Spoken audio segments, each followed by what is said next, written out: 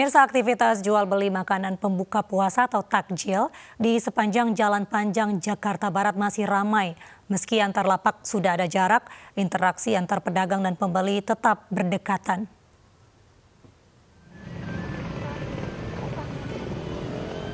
Pedagang dadakan makanan untuk berbuka puasa berjejer di sepanjang Jalan Panjang Kebonjeruk, Jakarta Barat.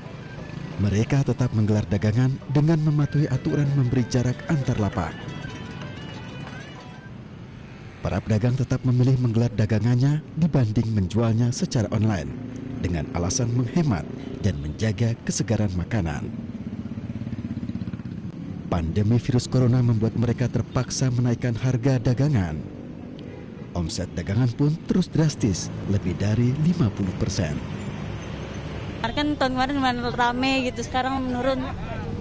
Tahun lalu tuh biasanya dapat berapa sehari?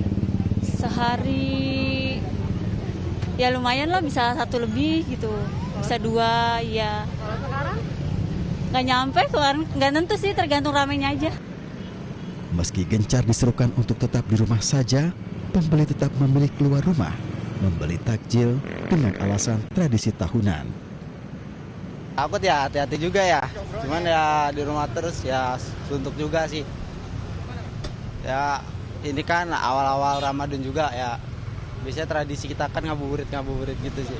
Setiap tahun sih Mbak, yang ditunggu-tunggu kan juga ini. Jadi ya gini, walaupun dengan keadaan kayak gini emang agak seram sih kita buat keluar, cuman ya gimana.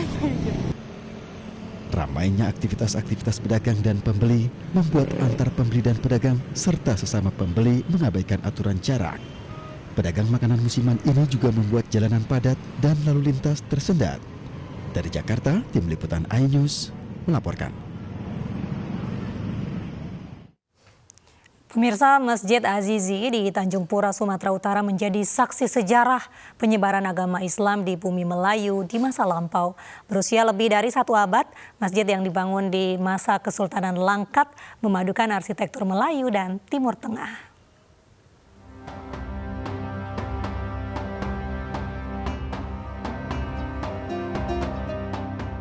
Dibangun di akhir abad ke-19, Masjid Azizi di kota Tanjung Pura, Kabupaten Langkat, Sumatera Utara masih berdiri tegak dengan segala kemegahannya. Masjid ini didominasi warna kuning dan hijau, warna khas masyarakat Melayu.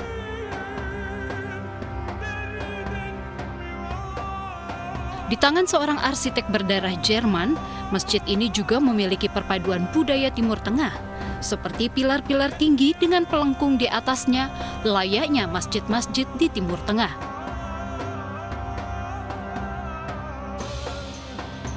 Tak dapat dipungkiri, masjid yang mulai dibangun di masa pemerintahan Sultan Abdul Aziz, pemimpin Kesultanan Langkat saat itu, menjadi saksi sejarah penyebaran agama Islam di bumi Melayu. Sehingga tepat rasanya jika masjid ini dijadikan bangunan cagar budaya dan kebanggaan masyarakat Langkat. Akhirlah Kesultanan itu pada tahun 48. Maka masjid ini sebagai kenang-kenangan peninggalan masyarakat Langkat, peninggalan Sultan Langkat yang diberikan untuk masyarakat. Bangunan masjid pun menjadi salah satu saksi bisu akan kemasyhuran Kesultanan Melayu di masa lampau. Dari Kabupaten Langkat, Sumatera Utara, Muhammad Hijrah Lubis, iNews melaporkan.